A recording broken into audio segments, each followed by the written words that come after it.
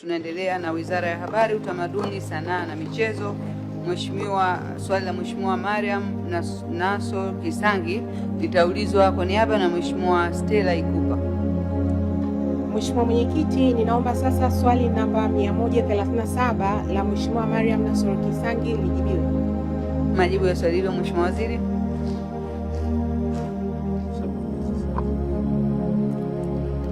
Mheshimiwa Mwenyekiti, uwanja wa Benjamin Mkapa una faida nyingi kwa wananchi wa manispaa ya Temeke na taifa kwa ujumla. Kiuchumi, unachochea mzunguko wa fedha kwa wafanyabiashara wakati wa matukio makubwa. Pia unavutia wawekezaji wa matangazo makubwa na ajira kwa wananchi. Kijamii, matukio makubwa ya kidini na matamasha makubwa ya sanaa na muziki yanawaleta wanatemeke na Watanzania wote pamoja, na hivyo kudumisha amani na mshikamano wa nchi yetu.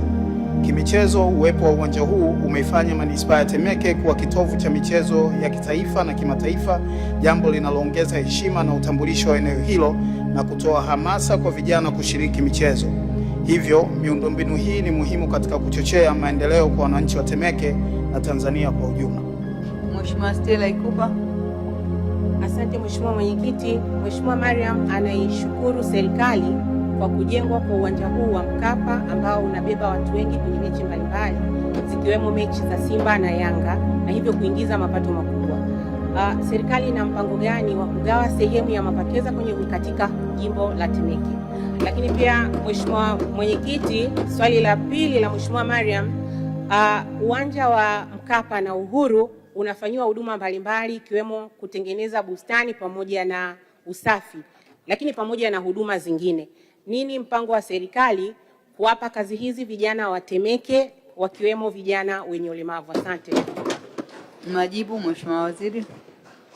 Nakushukuru Mheshimiwa Mwenyekiti, na nimshukuru Mheshimiwa Stella Ikupa kwa niaba ya Mheshimiwa Mariam Kisangi, mbunge wa Temeke, ambaye anafanya kazi kubwa kwa ajili ya kuwapigania wanatemeke, na namwombea Mungu aendelee kumtia nguvu na amtie moyo kwa ajili ya kuhakikisha wananchi wa Temeke wanapata kile ambacho walitarajia wakati wanamtuma kuwa mbunge wao.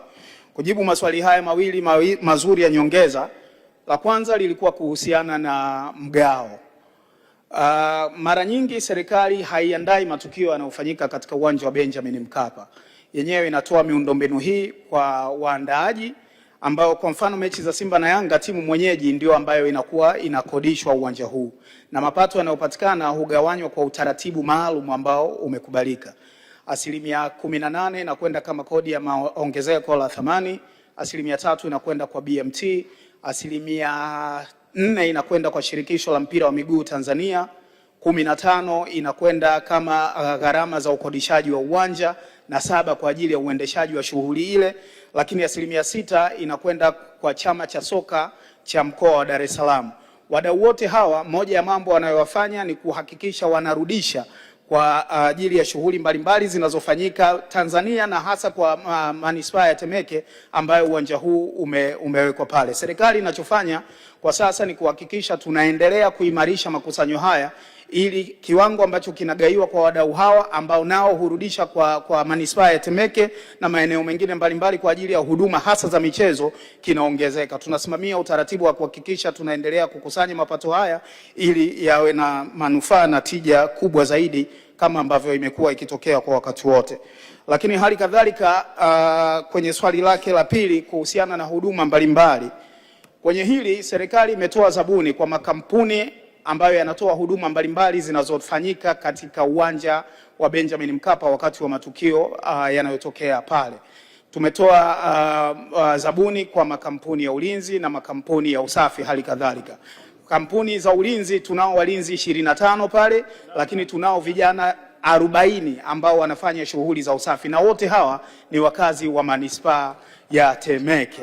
Lakini hali kadhalika kuhusiana na kutenga kwa ajili ya watu wenye ulemavu moja kwa moja, hili ni wazo zuri na naomba nilichukue kwa ajili ya mashauriano na wenzangu kuona kama miongoni mwa vikundi vya wajasiriamali ambapo sasa hivi tunavyo vikundi 4 pale, kila kimoja kikiwa na wanachama 50, tuone kama tunaweza kutenga vikundi ambavyo vitakuwa vya watu wenye ulemavu kwa ajili ya kufanya shughuli mbalimbali panapokuwa na matukio kwenye uwanja wa Benjamin Mkapa. Nakushukuru Mheshimiwa Mwenyekiti.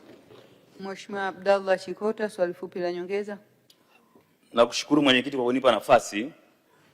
Mheshimiwa Mwenyekiti, uwanja wa Nang'wanda Sijaona uliopo mkoani Mtwara ni miongoni mwa viwanja ambavyo vinaingiza mapato makubwa sana mechi inapofanyika. Je, serikali kwa kushirikiana na mmiliki wa uwanja huu ina mpango gani wa kufanya ukarabati mkubwa wa uwanja huu? Majibu, Mheshimiwa Waziri. Nakushukuru Mheshimiwa Mwenyekiti na nimshukuru Mheshimiwa Chikota kwa swali zuri la nyongeza. Uwanja wa Nang'wanda Sijaona haumilikiwi moja kwa moja na serikali. Ni uwanja wa miongoni mwa wadau wetu Chama cha Mapinduzi, na kama ambavyo nimelishajibu mara kadhaa hapa, tunayo mazungumzo na Chama cha Mapinduzi kuona namna ambavyo tunaweza kuhakikisha tunaweza kuvifanyia ukarabati kwa utaratibu unaofaa viwanja vingi ambavyo vinamilikiwa na taasisi hii, lakini na kuona namna ambavyo mapato yatafanywa magawanyo baada ya uendeshaji kati ya Chama cha Mapinduzi na serikali ambayo itakuwa imefanya ukarabati wa viwanja hivi. Kwa hiyo uwanja wa Nang'wanda Sijaona ni miongoni mwa viwanja ambavyo viko katika fikra zetu, na tutakapokubaliana na wamiliki wa kiwanja hiki ambao ni Chama cha Mapinduzi, tutakwenda kukifanyia ukarabati na kuhakikisha kinakuwa katika hali nzuri kwa ajili ya kufanya shughuli za michezo. Tunaendelea na swali la Mheshimiwa Edward Kisau Olele Kaita, mbunge wa Kiteto. Mheshimiwa Mwenyekiti, nakushukuru kwa nafasi. Kwa niaba ya wananchi wa Kiteto tunaomba majibu ya serikali kwa swali 138. Majibu ya swali hilo, Mheshimiwa Waziri. Nakushukuru Mheshimiwa Mwenyekiti. Mheshimiwa Mwenyekiti, kituo hiki ni sehemu ya mradi unaotekelezwa na Shirika la Utangazaji Tanzania TBC kwa kushirikiana na Mfuko wa Mawasiliano kwa Wote UCSAF. Hadi kufikia tarehe 14 April 2026, ujenzi na ufungaji wa miundombinu ya mitambo ya redio katika kituo hiki umefikia 90% na unatarajiwa kukamilika ifikapo mwezi wa 6 mwaka huu wa 2026. Mheshimiwa Edward Olele Kaita. Mheshimiwa Mwenyekiti, nakushukuru na nilipongeza serikali kwa majibu mazuri, mafupi, safi. Sasa swali dogo tu la nyongeza. Mheshimiwa Naibu Waziri, kwa siku ambazo sio nyingi sana, ni lini uko tayari tutembelee Kiteto ili tuweze kumonitor mradi huu muhimu sana kwa wananchi wa Kiteto? Majibu, Mheshimiwa Waziri. Mheshimiwa Mwenyekiti, nishukuru kwa swali zuri la nyongeza la Mheshimiwa Olele Kaita, mbunge wa Kiteto, na nimpongeza kwa kazi kubwa anayoifanya kuwapigania wana Kiteto.